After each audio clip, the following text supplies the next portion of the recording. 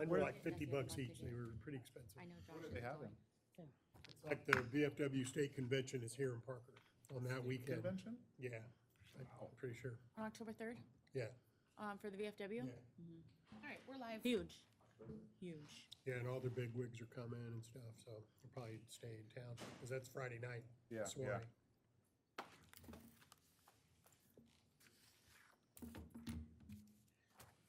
Thank you so much.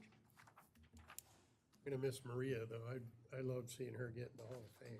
That's fantastic.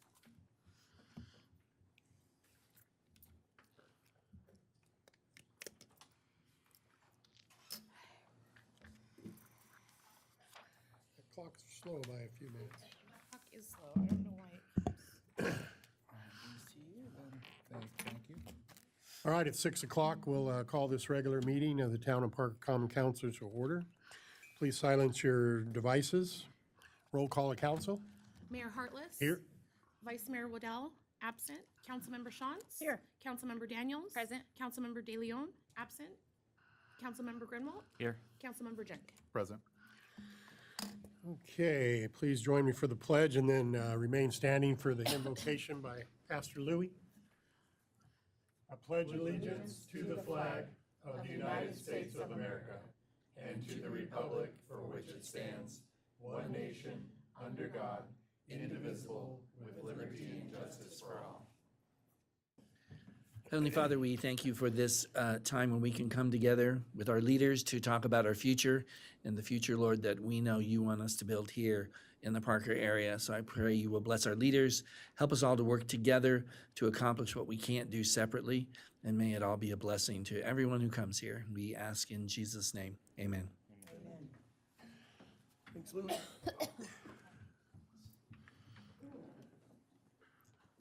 Okay, our next item is call to the public. We have one request, and she left. Oh, there she is. Okay, sorry. Goody sat right in front of you. I missed you. Yeah, his dream. Good evening, Mayor and Council. I am Linda Goldberg. I am here tonight representing your La Paz County Regional Tourism Team. I put our 25-26 edition of our Passport to Adventure at each one of your table or seats. Couple things I wanted to point out. Our Tourism Expo, and I know several of you were at the Tourism Expo. We brought it back last year, and this year we're hoping to be bigger and better. January 7th at Blue Water, and I have to tell you, the casino has been very gracious in not charging us big money for the use of their room. Last year, and Marion, I think you remember the year that they gave us 36 cookies and cut them in fours to hand out. Last year, we had more cookies than we knew what to do with, but they have been very, very part of what we're doing. They also came on board, the casino came on board as a partner, equal to Town of Parker, Town of Quartzsite, the county, although we have asked for a little more money this year from the county because of the expo. The hospital is a major contributor, sponsor, as is AWC. So that expo is going to be very, very important, so we'll keep you posted on that.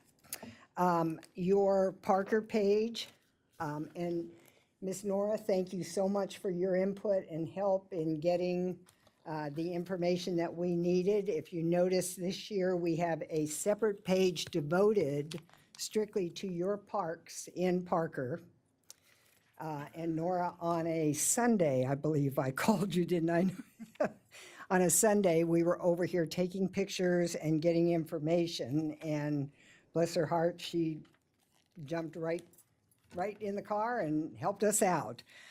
State parks, we have included a couple of state parks, Buckskin and River Island, also Emerald Canyon Golf Course. So Parker certainly has excellent representation in the Passport this year. And just a huge thank you for being part of the team. Erica is now through the chamber on our, and comes to our meetings.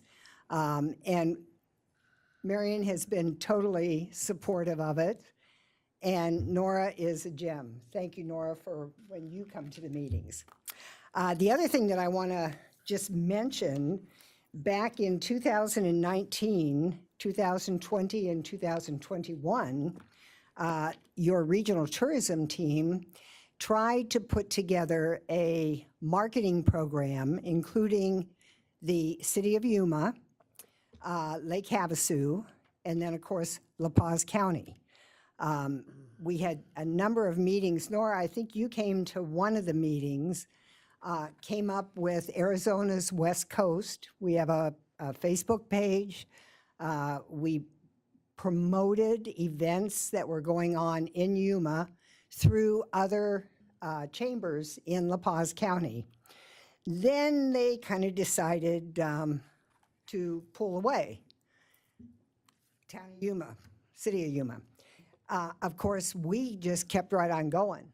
Well, funny, now all of a sudden they have formed, now this is the city of Yuma, their economic development group, their Visit Yuma, the new Colorado River Basin Comprehensive Economic Development Strategy.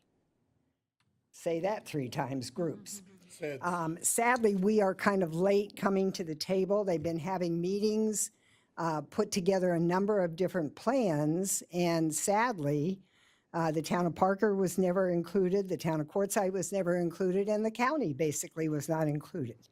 Our EDC, Corey, did go to several of the meetings and finally realized what they were trying to do, and then certainly called us all to the attention. And we now are meeting with the group as a whole, but it was interesting. A couple of the things that in their studies, the executive summary, tourism, destination branding, and infrastructure. One of the opportunities, tourism and recreation, invest in tourism assets and brand the region. Well, funny, all of a sudden, they've come back to us, and I'm in a meeting on Thursday. 9 of them, tourism-related folks in Yuma, are now going, ooh, La Paz County they do this, they do expos, they do all kinds of things. Maybe we should revisit and get involved with them again and be part of. So we are looking into the possibility of doing some joint marketing. One of the things that I brought up years ago is billboards, a billboard coming into La Paz County. Welcome to Arizona. La Paz County welcomes you to Arizona's West Coast. Yuma County can do the same thing. And then as they're leaving, thank you for visiting. La Paz County thanks you for visiting, and then have Parker, Siloam, Quartzsite, kind of like the map that you see, the Outback map, similar idea. So that's one of the things that I'm proposing to the group, one of the projects. So that's, again, thank you. We will be doing the Welcome Back Winter Visitor Bash in Yuma in December. The tourism team will be at the Crit Fair. We have our expo coming up. We'll be at Dick Wick Hall Days. So any of the local festivals, obviously in Quartzsite, La Paz Regional has a booth at that, and we hand out. And whenever we're not able to do it, I kind of infringe on the town of Quartzsite to hand out our information. So there you go. Can I answer, if I can answer any questions, please feel free. Nora knows how to get a hold of me. And again, thank you all for your support. Thanks, Linda. All right. Our next item is Chamber Director's Report. Erica Daniels.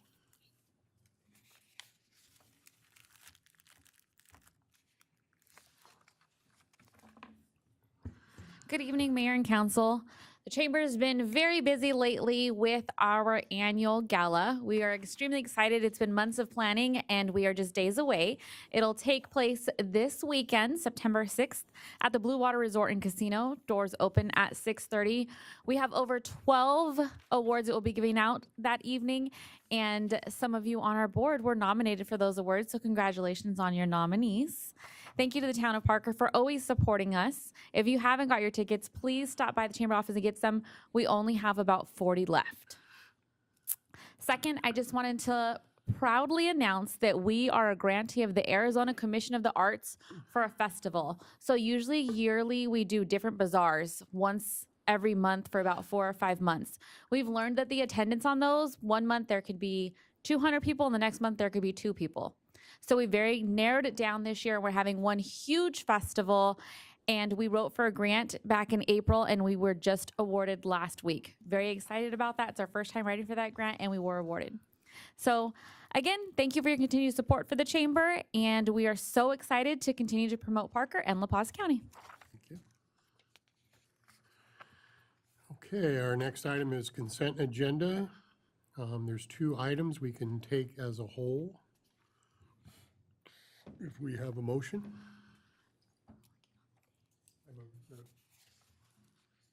Motion. I second. Motion second to approve the Town of Parker minutes, council minutes from August 5th, and the Parker Police Department amendments to policy 12.1. All those in favor? Aye. Opposed? Motion carried. Item number 1, discussion action to approve, deny the purchase of a 2023 Dodge Charger. Mayor and council, I'm here tonight to seek council approval to purchase a 2023 Dodge Charger from the Kansas State Police Department to replace a 2022 Ford Explorer that was recently totaled out by our insurance due to flood damage. As the purchasing agent for the department, I'm providing my written recommendation to the council for this purchase pursuant to Town Code Section 1-11-5, subsection F. Some background, one of our 2022 Explorers was recently totaled out by the insurance company due to flood damage that was sustained back in May when we had the major rains and whatnot. With the depreciation value of the vehicle and all the upfitting costs, the loss payout of $56,608 was issued to replace the vehicle by the insurance company. I received a quote from Parker Motor Company of $47,823 for a 2026 Explorer. In addition to Parker Motor Company, I also received quotes from Peoria Ford and Phil Long, each providing quotes of $49,000 and $47,600 respectively for 2025 models. In addition to obtaining 2 quotes for the new Explorer, I received 2 online prices through 2 dealerships, one out of Kentucky and one out of Illinois for a used 23 Explorer. Both of these vehicles had approximately 30 to 40,000 miles and were between approximately $38,000 to $40,000. One of these vehicles had hail damage to the roof and the hood. In addition to purchasing the vehicles, we would have to pay to have this vehicle outfitted. The cost to upfit the existing Explorer was approximately $22,000 2 years ago. With the rising cost of material and labor, I imagine this cost would be at or above what it cost us in 2023. Due to the cost of the vehicle and the upfitting, I reached out to Kansas Highway Patrol and inquired about their fleet sales. I received a quote from KHP for a 23 Charger with 49,477 miles for $33,675.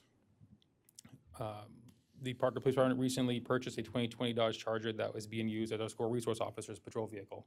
So we've purchased for them in the past. By purchasing this vehicle used to Kansas Highway Patrol, we are saving money by not paying the price of a new vehicle and the cost of complete upfitting build, as the vehicle has already been outfitted. These vehicles are sold as is, and prior to the vehicle sale, Kansas Highway Patrol Fleet Division inspects the vehicles. The fiscal impact, the total amount for this vehicle is $33,675. Funding will come from the loss payout from the insurance. The remaining amount will be utilized to cover costs related to getting the vehicle to Parker and outfitting one of our existing administrative trucks with a prisoner transport cage and decals. This will allow us to have 2 additional marked patrol vehicles on the road. There's a lot to read and go through. I apologize. It's all paid for, that was my concern. We really need another car, but I didn't realize we lost one. And We did. One of our officers, there was a vehicle that was stalled out. I think it was down by, I wasn't here, Parker Oil. He drove there, and for whatever reason, Ford put the air intake halfway up the engine block, and water got into the motor. And it also got inside the vehicle as well, too. So they did total that out. We were trying to fix it, hoping to fix it, but no dice. The vehicle's as is, but are there any kind of factory warranties or any? So they do have an extended warranty, and on the one we previously bought, I think it was to 55,000 miles, and we bought that one at 47,000 miles. I'd have to check and see what this one is, if it has the extended warranty. They do have an extended warranty, but it's not really a lot. So question, okay, if we're gonna pay $33,675 for the vehicle, correct? Mhm. So then we will still have to, out of your budget, cover the cost of getting the vehicle here and outfitting one of our current vehicles? So we have an unmarked truck right now that Right. is an admin truck. We can use, because it's $56,608. So obviously, we're not paying that full amount for the Charger, so I can use money in addition to that to outfit another truck, so we can use that as a patrol vehicle and still have 2 cars on the road now that's capable for patrol. And then, yes, to get the vehicle out here, to bring it back. So it won't cost any money out of the operating budget. It's all gonna come out of the insurance. So it's, You'll have to do a little bit of work to it though, right? I mean, you can't drive around with a Kansas State It'll Patrol have, well, decal on it. they're completely unmarked, so we'll be able to put a decal on it, like our decals are, but that's it. Again, it'll come out of this, for here. But yeah, it's already lit up, so we don't have to have that extra cost. And It's radio and all that stuff. we took the radio and the MDCs out of the existing car, and then we'll be able to put that back into this vehicle. If I had that in there, we're talking another $15,000. so is this about the average mileage that they take vehicles out of service? For Kansas? Yes, my understanding is at 50,000 miles, they mile them out. Okay.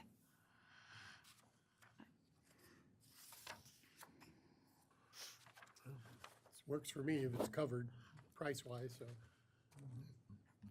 Seems like a lot for a car with 50,000 miles, but. Yeah. I know, But that's- the vehicle is used by the school resource officer, so I would imagine that they're out there hitting up the freeway, going back and forth. Sorry, this won't be used by the SRO. This is gonna be an No, I admin was car. saying that the troopers, did they Oh, use it yes, as they an use, no, they used them as patrol vehicles. Oh, as Yeah, patrolling, okay, I misunderstood. Yeah. No. no, we bought one previously that we utilize as our school resource, the uses blue now Charger. is the one they bought Yes. previously. From Kansas, did you Yes. buy that? How's that one been holding up? Good. I don't wanna jinx myself, knock on wood, we haven't had any issues with it, but, whether it's Ford, Dodge, Chevy, whatever it is, they've all got their little nicks and knacks and, yeah. I always prefer having our local vendors taken care of or shopping local. Shop local. Yeah. Oh, you would happen to be? I would love to, but again, just the pricing of it, Yeah. we're gonna exceed what they're gonna give us for what it would cost us to buy one and then outfit it. Just fiscally, it wouldn't make sense to do this. Did you look at a 2025 Explorer? That was the quote I got from Parker Motor. That was That says the, 2026. right, the 25s were from Peoria and Phil Long. They didn't have any, he doesn't have any 25s here. This would be ordered through Ford. Brand new. So he has 26 though. He'd have to order it. He doesn't have any It was 25s. how much? That one is 47,823, so just shy of 48. So it'd be like 70 grand when you got done outfitting and. Yeah, another $25,000 on top of that, so, yeah. Roughly.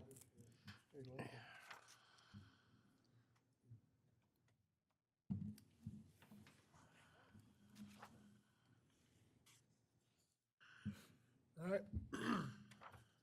Entertain a motion or more questions, comments? I make motion that we approve the purchase for the vehicle from Kansas Highway Patrol. I'll second. Okay, it's been moved and seconded. Any further discussion, questions? All those in favor? Aye. Opposed? Aye. Motion carries. Item 2, discussion action to approve, deny agreement with evidence management specialist to perform an inventory of the Parker Police Department evidence and property for $14,000. Chief Bailey. Again, Mayor and Council, I come before you tonight to approve evidence management specialist to an outside contractor to perform a complete audit of the Parker Police Department's evidence and property room. Some background behind this. During our department's self-assessment phase of our accreditation process, we discovered numerous errors in our property and evidence room. During this process, our department completed a random audit of 100 high-risk items, drugs, jewelry, and other high-value items, and 150 other items, 250 items in total.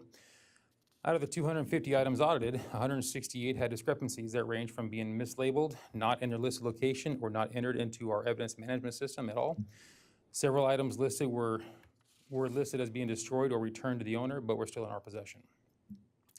In 2021, our department changed our report management system, our RMS, from CrimeStar to Spillman.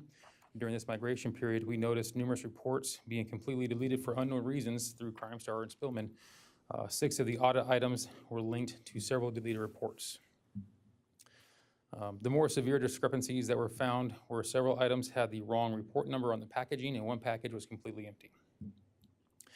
Within our newly updated policies, it is required when a chief of police and/or evidence technician terminates employment with the town, a complete audit shall be conducted. Since the implementation of our new policies, we have had one evidence technician leave the department. Going back further, there is no record of a complete audit ever being conducted in the property and evidence room. I've been here for 20 years, and I can't think of a single time this was done. It was recommended to us to use Evidence Management Specialist LLC from the Arizona Law Enforcement Accreditation Program, ELEAP Director. If we are going to have an outside firm conduct an audit, Evidence Management Specialist LLC conducts audits from police agencies around the state and has over 30 years experience related to property and evidence management with the city of Mesa. Currently, our department does not have a dedicated property evidence technician. Lieutenant Ferris is filling in that role on a temporary basis. If we to take on this task, it is estimated that this project will take a significant amount of time and manpower as he has other duties in addition to property and evidence. Furthermore, the scope of this work is outside of his training. The service required Lieutenant Ferris to attend specialized training in property and evidence management and then auditing, again, taking him away from his normal scope of work duties. Again, this company was recommended by the ELEAP Director. After researching auditing agencies, there were several nationwide companies, but none specific to Arizona or ones that have firsthand knowledge of Arizona's accreditation process. The owner of the Evidence Management Services LLC sits as a commissioner on the ELEAP board. The fiscal impact received a quote from for services from Evidence Management Services LLC for $14,000. This encompasses 7 days of conducting a complete audit and inventory and providing our department with a comprehensive report after completion. Funding for this would come from budgeted salary and EREs for the property and evidence technician position. This position will remain unfulfilled for the 25-26 fiscal year. There is a caveat to this, talking with our attorneys and back and forth. Since this has been written, we are working with him to obtain certain insurances that are required by the attorney. So this is contingent upon him able to obtain the liability insurance while on property. Who's him? His name's Lane Darling. Carter? Yes, he's a single person for this company.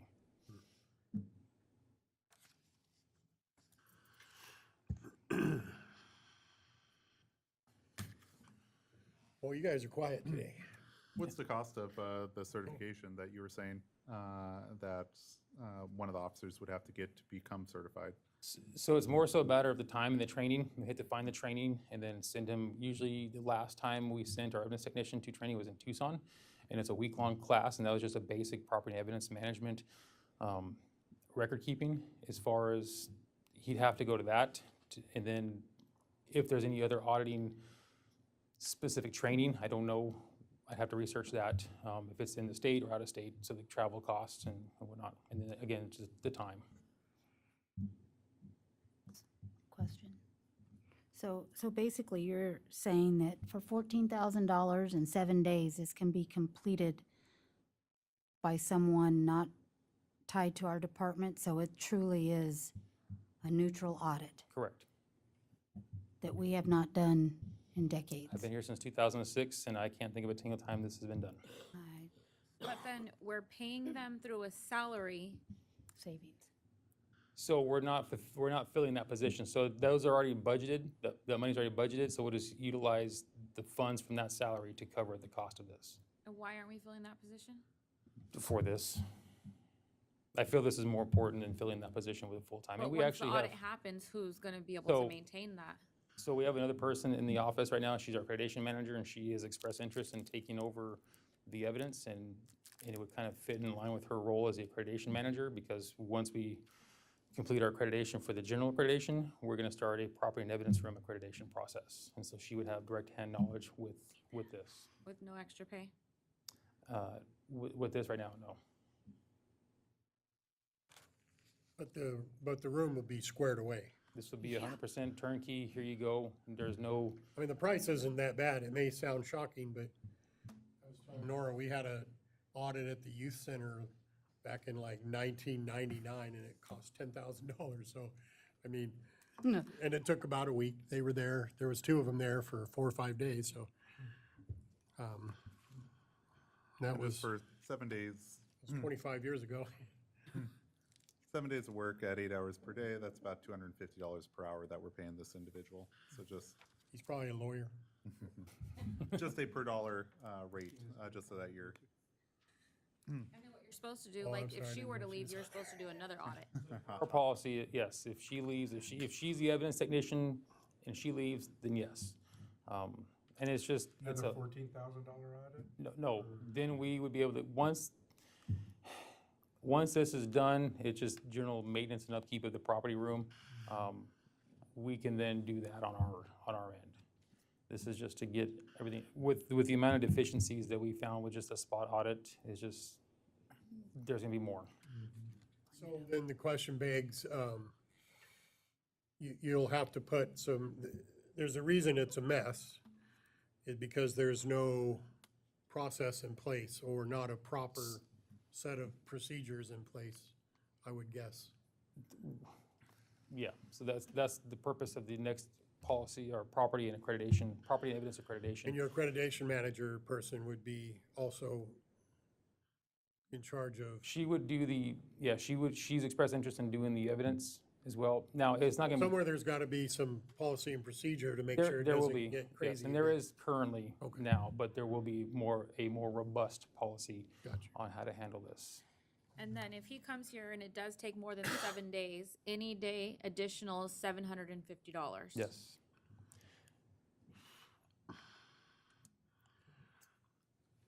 So with the person able to become accredited, I would imagine other cities do have accredited individuals who are in charge of their inventory or evidence portion with that. Do we know if, like, say, Havasu, like Havasu City or Kingman or other places have this where we can, say, rent out their individual for that, for a price comparison, so that we can get them at a, I know that this is a person that specifically focuses on that, but part of my thought is if we do accredit an individual ongoing, then there could be potential exchange for, hey, let us audit you as an independent person where they can also audit us independently. So if I understand the question, if we reach out to Lake Havasu PD and have their property and accreditation technician, or property and evidence technician come down and do an audit, Yeah, say either initial or you, say subsequently, annually or ongoing. Yeah. So I don't know the feasibility of that, because they're doing their department's property and evidence. With the complexity of what we're trying to get accomplished right now, I don't foresee an agency lending out one of their employees, especially them being shorthanded right now with their employees. But I can say part of the process, or the reason for the accreditation, is basically it's an internal audit. So it's every year, once you become accredited, you have to do yearly audits, and then every 4 years you reapply. So every 4 years you're going to do a complete assessment again and a complete audit with this again. I don't know a lot, the details on the property and evidence room, because we haven't looked into that side of it real deep, like we are with our current general accreditation. But I can tell you it's a very in-depth process. There's a lot of things that we've discovered that we were lacking and deficient in based off of our current accreditation process. And this would only help us in the future with the property and evidence room. Have you had any cases that were in jeopardy because of the management evidence, the way that evidence was managed? None that's been brought to my attention. To my knowledge, no. We haven't had any cases of missing evidence when called upon by prosecutors. And again, I can't tell you exact specifics. I don't know. So none of that, what we're talking about here is, it's not affected by the audit itself, or like the scope of the audit? It's not going to help address anything on that side? What do you mean? Like the policies, procedures, the system that you have in place, are they going to provide recommendations No. as to what you should be doing to help from a, I guess, not, for lack of a better word, attack from a prosecutor on your? The auditor is not going to recommend any new policies. That's going to come upon us to reach out. We have attorneys that provide us our policies right now. There's other sources that have policy that are specific to property and evidence management that we are looking into obtaining. But the accreditation process will provide best standards and practices on how to move forward. That's a good with point, this. though, because when you have a financial audit, they audit everything and then they tell you, hey, you need to do this, you need to do that. In his service proposal, though, it specifically says a complete inventory. It must be noted that this proposal is not for a complete assessment of the property and evidence function and will not include evaluating facilities, policies, evidence management procedures, or items for compliance to recognized industry standards or practices. Yeah, So it's he's not doing, he's just doing what's down there right now. literally, you have 1, 2, 3, Yep. 4, and you, okay. We have a list of what we have in our RMS systems. We have 2 right now. And he's going to compare what the list says they should be and where they should be and where they're at. And there's probably What's physically there? 3,000 to 5,000 pieces of evidence in property that we have. But there will be some sort of report at the end saying, hey, you're missing this and you mislabeled this and this Yeah, is. he'll have a comprehensive list of the deficiencies or what's missing or what's mislabeled or misplaced. Provide, you know, these items were over here, you should do this in the future. That's going to come down on us to change those policies.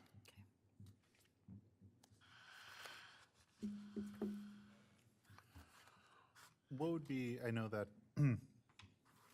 so you said that there's a separate accreditation process that we'd be going through. Why would we not go through the accreditation process prior to, say, the comprehensive inventory from an independent, make sure that we have the process and accreditation portion down complete prior to getting the complete inventory, to make sure that basically our policy and procedures and everything else is in place, done prior to actually that comprehensive review? So why, let me just, so you're saying start that accreditation process prior to an audit and just make sure it's in line with the accreditation?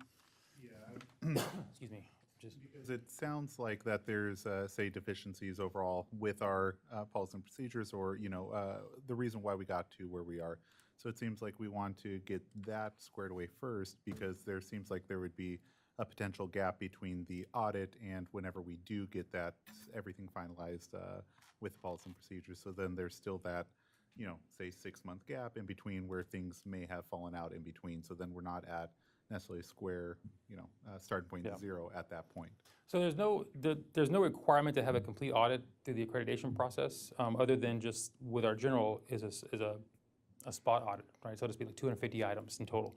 I can tell you when we started the current accreditation process, we started that process at the same time as implementing new policies. The policies that we received were in line with the accreditation standards, and this has been a 3-year process. It's been a very long, tedious process. I would like to have this audit done prior to and have new policies in place that we are already doing prior to starting the new accreditation process. This way, it's not going to take us 3 years. You're allowed a 2-year window with the option of extending out to additional times in 6-month periods. We've gone through these last 3 years and knowing what I know now, I want to make sure we have everything in place and done properly prior to starting this.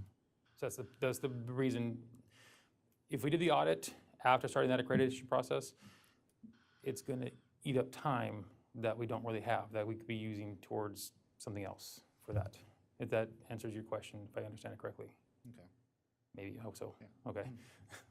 Is there another agency or firm that'll do like a complete assessment and give policy, procedure, guidelines? You mean another audit, or? No, yeah, this Like a audit. financial audit where they give you, not only do they audit everything, then Yeah. at the end they go, here's what you're doing wrong and this. So the ones that I've researched that are nationwide, I don't know if they provide, they're not specific to Arizona and Arizona statute and Arizona, the accreditation and policies. So I don't know if they would provide, it'd be more of a nationwide best practice instead of specific to our state. I don't know if they offer that, whereas this guy is the only one that's in state for this. As far as the policies, we can get those from other agencies that are already accredited through their property and evidence that we can obtain from them, and we can implement that for ourselves. And if the benefit of doing that is, one, they're already accredited, which means they're already vetted through attorneys, they're already following statute, and they've got best practices for the state.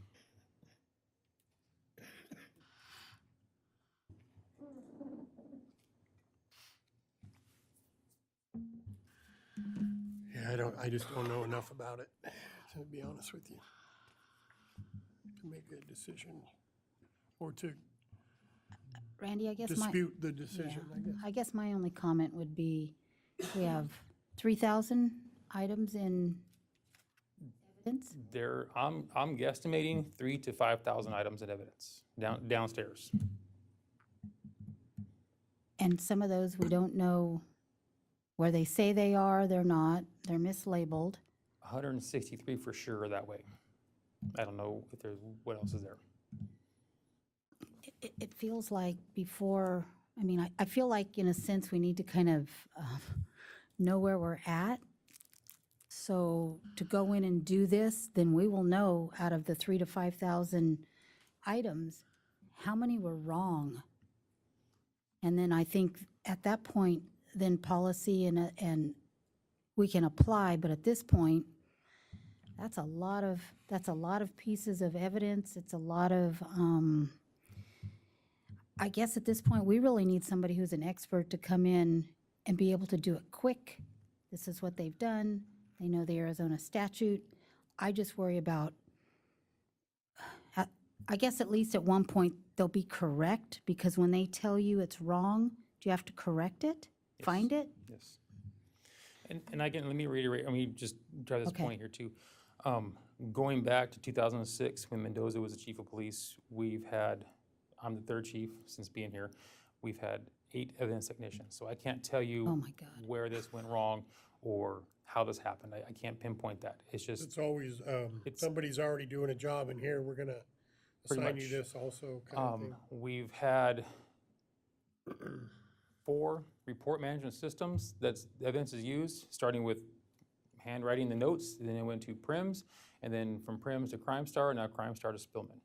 So during migration processes for the different reporting systems, things are gonna get left off. One evidence technician is doing something, maybe they're trained a certain way, and then another person comes in and they're doing something different. And usually it's never been, hey, this person's leaving, so we're gonna hire someone now for the next month, you have someone to train with. It's always been, this person left, there's a gap in between of employment, and so then another person comes in and here you go, thrown to the wolves. So I can't say it's so-and-so's fault, or I'm gonna tell you I'll own the failure because this happened while I was here as well too. And nothing was done until now. And I'm trying to rectify this. And I'm just kind of looking at like, I know you say it takes a lot of man hours, a lot of people, but we're a smaller agency. I don't know if it's an urgency type of scenario. Maybe you could dedicate one person, an hour, you're gonna be down there, or you're gonna do this, and just kind of put it on as a task to a person just to identify it. I don't know. I mean, it's 3,000 sounds like a lot, but I think over time, if it's not an urgent matter. This is a high liability area when you have property and evidence and you've got issues that could come up, cases that could come up. I would say this is a pretty urgent thing. And we're talking it's going to take months and months if we have a person who is going to do this, whether part-time or whatnot, because they also have other duties that now, if that's all they're doing, now I've got to shift all their duties to other employees on top of their already existing duties to do. Well, and kind of to that point, Ray, we've already gone through 8 evidence technicians. Now we're going to have an officer down there. So now we got 9 people that will have had their hand in it. I don't know if any of these officers, if that's their evidence. That's why I'm saying we have a salary savings. We can get it done. And it's really going to be a neutral third party we're going to get a clean report at that point. Like I said, I'm worried about evidence and a person number 9 down there, and is any of that their evidence? Is that something that, I don't want that to be a problem either, where we allowed this to happen and now there's an evidence problem and we're like, well, yeah, we just put an officer down there. What oversight is that? We're going to have to send him out of town to get trained. I just don't know that we're time ahead or money ahead. And again, now we're at person number 9. And like you said, 3 chiefs later, here we are in 20 years. So my own comment for $14,000, I'd like to get it wrapped up. But right now you have nobody in evidence, right? Nobody's doing that position. I've got a Ferris is the evidence Ferris. technician, temporary right now. Well, I knew that, but I wanted Yeah, to hear there's- that because there's no it's not on here. dedicated- It says there's not, and we're not paying anybody, but. There's the salary that the individual left, that position is left vacant. So there's not additional monies being spent right now. He's not getting those salaries of that evidence technician on top of this. This is just, hey, other duties is assigned, we need this done. Yeah, my worry on this is mainly the scope or the proposal. It's pretty vague. As I'm reading it, the timelines are kind of vague. And then also hearing that, basically the compliance part of that. It's just, he's gonna give you a verbal, and then maybe he'll give you some ideas as to what to do. Well, he won't give us ideas, he won't tell us Yeah, that's what I recommendations to mean. fix this. You know, I mean, that, just for $14,000, that's a lot of, in my view, it's a lot of money to just, okay, here's where this is, that. And then if you don't have a direction or understanding as to where we went wrong, you're just gonna create that problem all over again. That's what I'm kind of gathering from this agreement, not necessarily the cost savings, the money, that part of it. It's just the scope of work that this gentleman is proposing. Well, I can tell you, like I said, once we get that report back from him of what the issues are, the deficiencies are, whatever they are, we can move forward to make sure that doesn't happen again. We can put policies in place, and we can reach out to other agencies and Lexipol or IECP and what they have as a starting point moving forward for this. So it's not going to be, well, okay, we did this year, and then in 5 years it's back to the way it is now because we didn't fix it and we didn't make sure it stayed fixed. So I think to Ray's point, it's a question of, will this help identify those particular issues? You were talking about reaching out to the other agencies to get policies and procedures and other portions like that. Should that be done, say, prior to this so that all the policies and everything's established prior to getting this audit? Or are you saying that this audit will help establish those areas of deficiency of what went wrong throughout that time period so that we can create and mold those policies and procedures better to our future processes, right? Pretty close. Yes. Not close. Um, Sounds good, thank you. I can't tell you where we went wrong, because I don't know. But this will give us a good base point to start, okay, it could be as simple as these boxes weren't, I have an idea. I have an idea of just previous technicians and just, whether they got tied up or busy. Again, it's in here, things were labeled as destroyed or given back, but they're still down there. So obviously, they weren't destroyed, they weren't returned. Items are labeled in, whether it's Crime Star or Spillman, that they're on shelf A, Section 2, and they're not there. So we can deduce that they weren't put there, or it wasn't updated in Crime Star. We can put all the policies in place, but if the employee is not following the policies, then that's another issue altogether. But yes, once we start, if we have this, and we have, okay, you have, let's say there's 4,000 items down there, and 2,000 items, I have no idea, I'm just saying, is in the wrong place. Because in this system, they're labeled here, but they're over here. Okay, well, now we need to fix this, and we need to notate that they were moved from the incorrect location to the correct location. We have policy that says items will be placed in the correct bin and will not be moved without a chain of custody log. Again, I can't tell you why previous employees didn't do this, why they didn't return items, didn't destroy items, why they left them there. I don't know why. But we know that this happened, we know there's a problem, and we're trying to fix it. And we're trying to put things in place to prevent it from happening again. So if we say yes to this, they actually start next week? Well, he needs to get the proper insurance first, so it could be next okay, week, or it 'cause I'm could be, reading- so that was the ideal timeline, if approved, but it could be the second option was the first week of October, I believe, what he told me he had availability. So this like our grant writer who we said you need to get. Correct. Yes. Seems like something they would have, You would think. an auditing firm, or is it just a guy?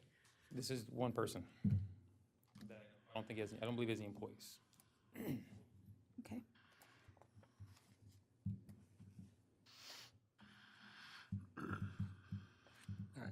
I get your argument is basically, we want to get everything in order and then we'll start doing it right.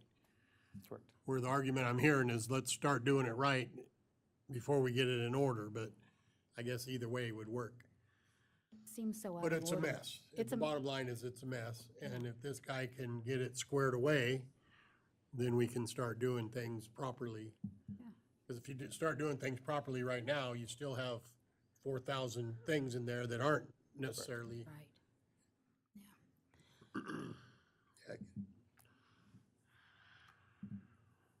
All right, I don't know. I make a motion to approve the contract with Evidence Management Specialist. I second. It's been moved and seconded. Any other comment, question? Okay, all those in favor? Aye. Opposed? Motion carried. Item 3, discussion action to approve, deny the purchase of a new AC unit for the Parker Public Library from Air Control in the amount of $10,176. Steve? Good evening, Mayor and Council. Public Works Department respectfully requests Mayor and Council to authorize staff to have Air Control install a new air conditioner in the craft room at the library for $10,176.00. On Tuesday, August 12th, 2025, the AC unit that feeds the craft room broke down and caused the Freon to leak out, some of which got into space and caused a few of the library staff to report headaches and nausea. Rio Air was called after inspection and troubleshooting determined the cooling coil had a major leak that was not repairable. They informed staff that the unit would need to be replaced. Staff immediately began getting estimates for the emergency replacement of the AC. Rio Air was asked to provide a proposal, but unfortunately, they're not a qualified train installer, so they could not provide a proposal. We did approach Air Control and All American Air in Lake Havasu as well. We basically responded to the first contractor that called us back and could get the unit as quick as possible, and that was Control Air.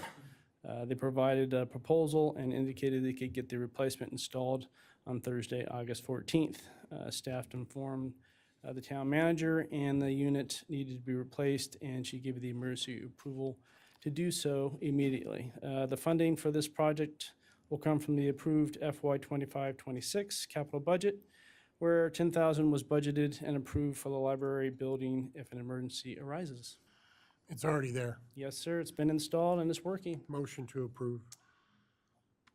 I have a question, Okay. real quick, just for my own knowledge. Did we not reach out to anybody in Parker, or can they not work on that equipment?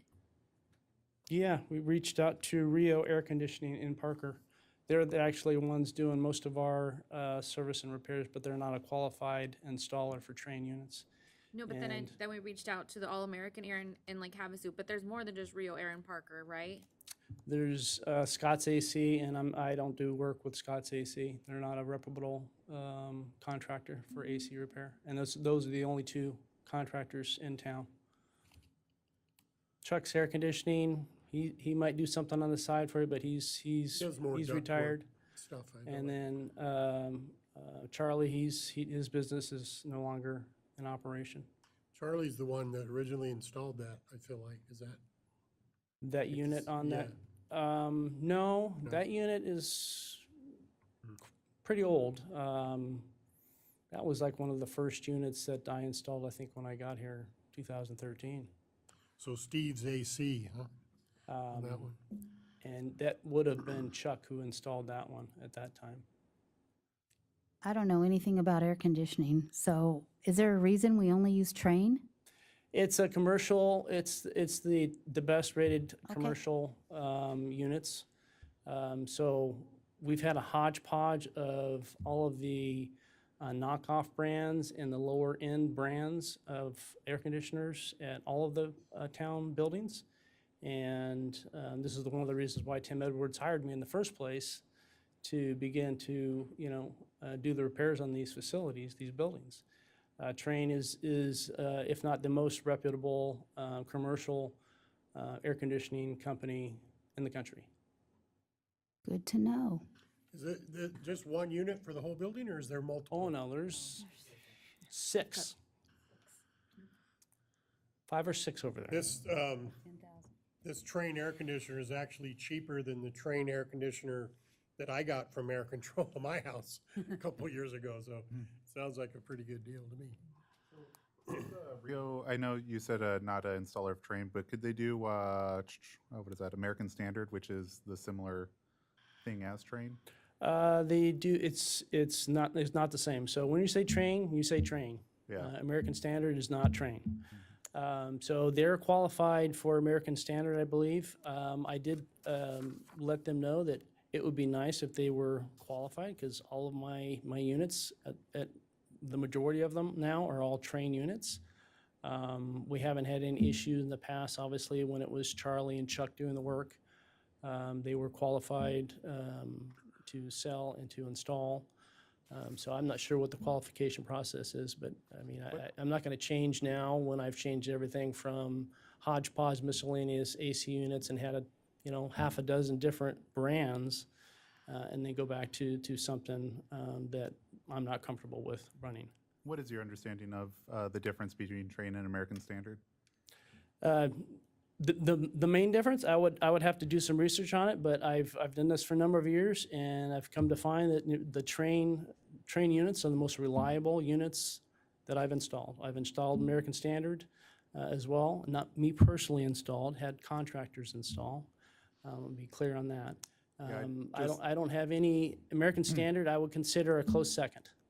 Yeah, from my understanding, when I was talking to my plant individuals over at the hospital, we went through that same discussion of trying to get either a Train product or American Standard.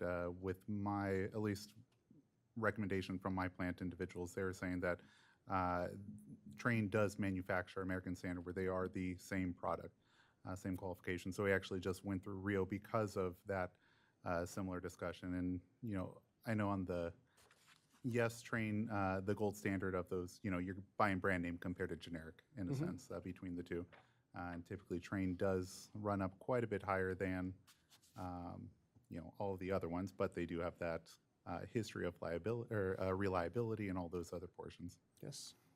I guess I would like to know eventually your understanding of the difference between the two. I mean, just even for my personal knowledge. Okay.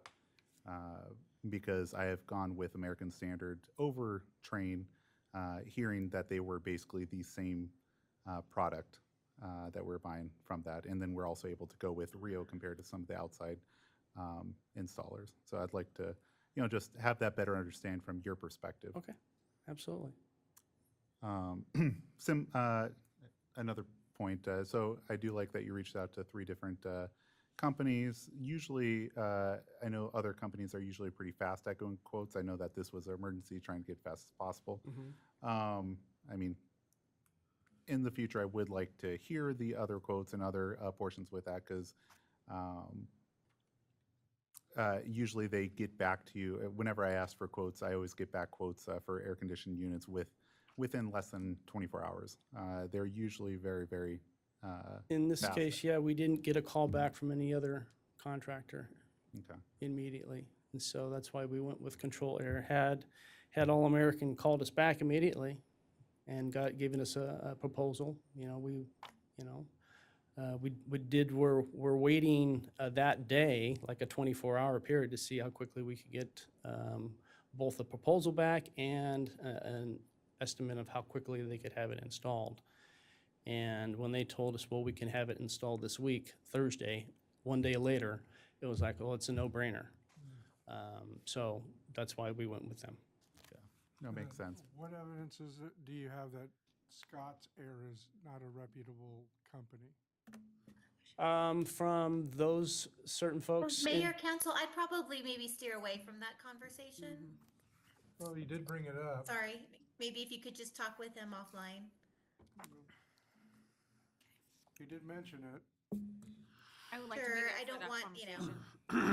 Yeah, I mean, I'm Right. just curious, because we have a local vendor that contributes to the community and has, family here too. I don't know if it's a personal issue or if it's one rooted in like not Zelle, what's that other one? Yelp. Like if it's based on that, I can understand that. But if it's a personal issue, I think we got to rise above that. That's your sense. I don't even know Scott, But so. that's what, he did bring it up. So do we need to go into like an executive session or? No, we don't. Well, I know we Certainly can't. do not need to do that. It's not on the agenda. Well, it's not on the. It's an air agenda. conditioner that's already mounted and running You cool just air in the pay for it. library. Yeah, but nobody was mean- notified about all the other vendors that were involved either. Right, we do actually have a motion on the floor. I think Mayor did make a motion already. I don't think it was seconded, though. No, it was not No, it seconded. was not. Correct. Well, we gotta pay it, so I'll second it. Okay, it's been moved and seconded. Any further discussion? All those in favor? Aye. Opposed? Aye. Motion carries.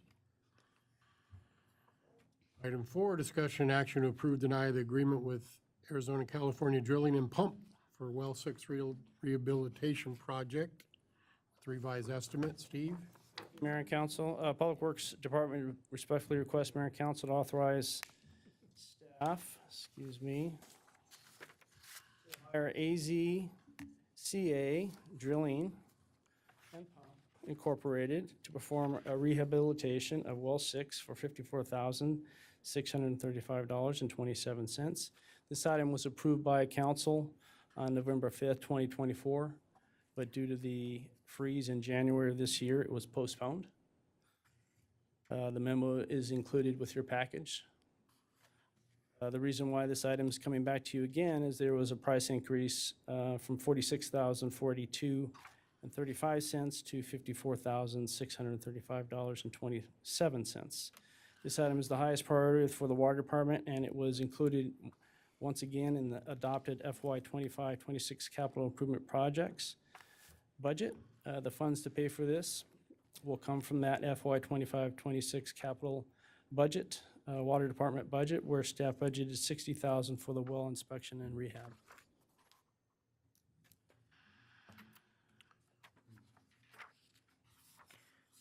Steve, what's the reasoning within the estimate? Because I don't see the original, but what was the increase that actually AZ drilled? Just time. Time? Yeah.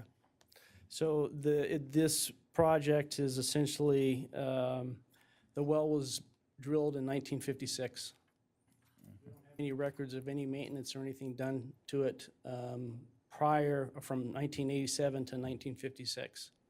From 1987 to now, I have no record of that well ever being looked at internally. And as far as the components for the well, the column, the pump, the bowls, the motor, there's been some maintenance, but nothing has been replaced. So that is the main backup well for the town of Parker, meaning if my well 7 here goes down, that's the one that's going to supply the majority of the water to the town. It's a 600 gallon a minute well and pump. And so this is a critical component. It's although well 8 and well 7 have both been rehabbed, and within my time here, we did well 8, I want to say in 2014 time period. We did well 7 about 7 years ago now. So that's the remaining one that we need to get rehabbed. Is there any other companies besides AZCA Drilling that does this type of work? Yes, if you don't have it in your package, I apologize, but I did, I reached out to 3 or 4 contractors to provide proposals. ASCA was the low bid, essentially. So we've used Weber. We've had, gosh, I forget the last company that did it back, or the company that did well 8. That was when Tim Edwards was here. But there's about 3 or 4 that we've have called for proposals each time we've done this process. Guessing that this one, I don't see the other 2, but this one came in the cheapest. Is that correct? Yes. And they're typically always one of the lowest, if not the lowest, contractor. And happy with their work, obviously. They did, the most recent work they did well 1 out at Parker South for us a few years back. And they would do great work. They've been doing this in this area for a long time, about 50 years. So they're a very reputable company and qualified company to do the work.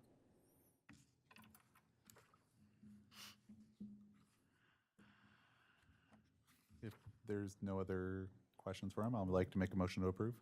Second. Okay, so moved and seconded. All those in favor? Aye. Opposed? Motion carries. Thank you, Mayor and Thanks, Council. Steve. Item 5, discussion action to approve, deny recommendation to the Arizona Department of Revenue for a bingo license application submitted by VFW Post 706. Amy? Thank you, Mayor and Council. Pretty self-explanatory bingo application. Not a renewal. I think after their fire, they weren't doing bingo for a while, so they had to start the whole process over. So no issues that I foresee with the license. It's just basically administrative processing. All right.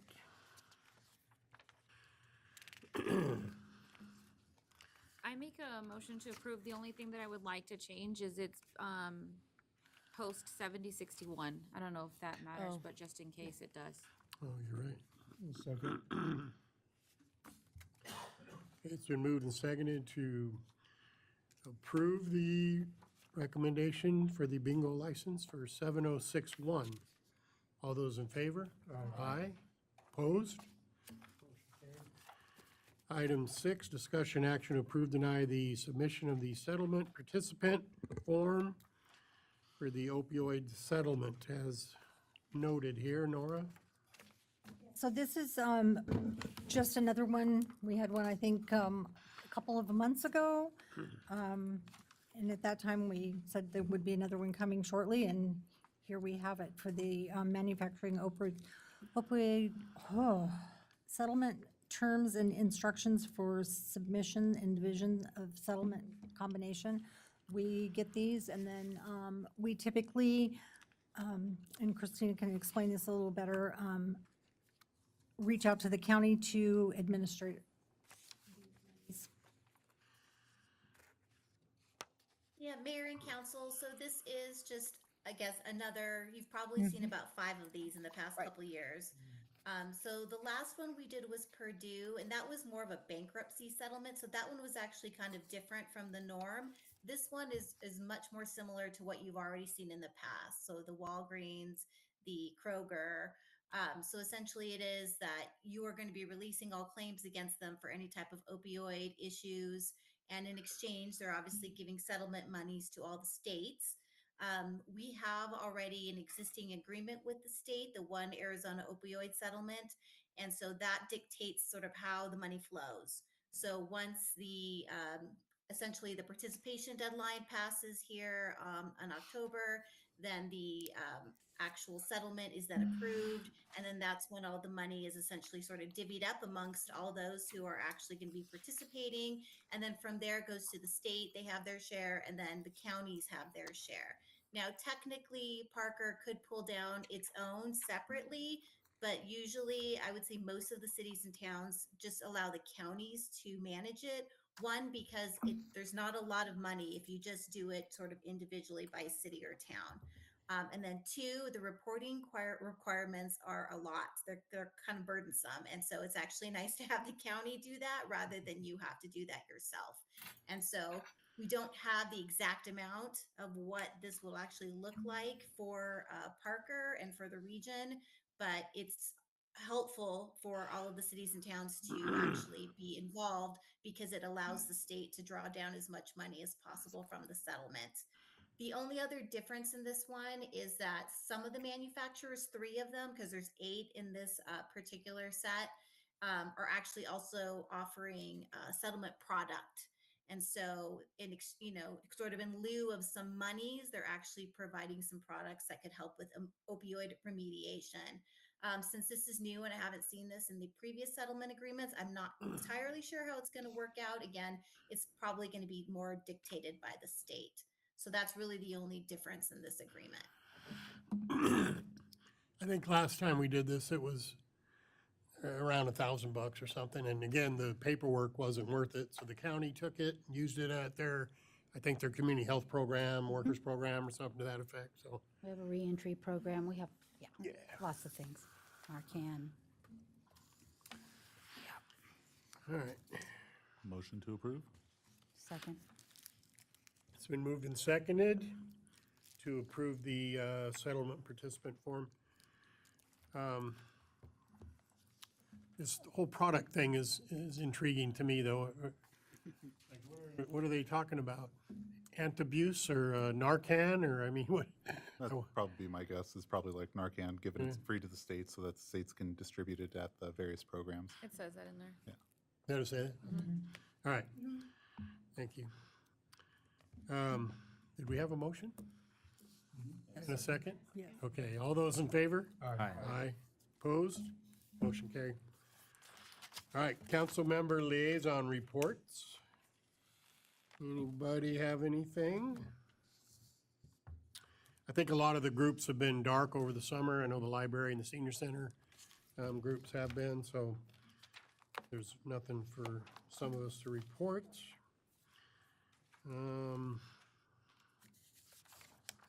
Announcements, next Monday, the 8th, Library Advisory Board meeting. Tuesday, Park and Recs Board meeting. And then Tuesday's the 16th, next regular council meeting. And that is all. This meeting's adjourned. Thanks, everyone. Bye, Christina. See ya. You must have been, league. Yeah, that's what Linda was saying. Amy, I hope you got better after you got back. I'm here. But you know, the other Amy,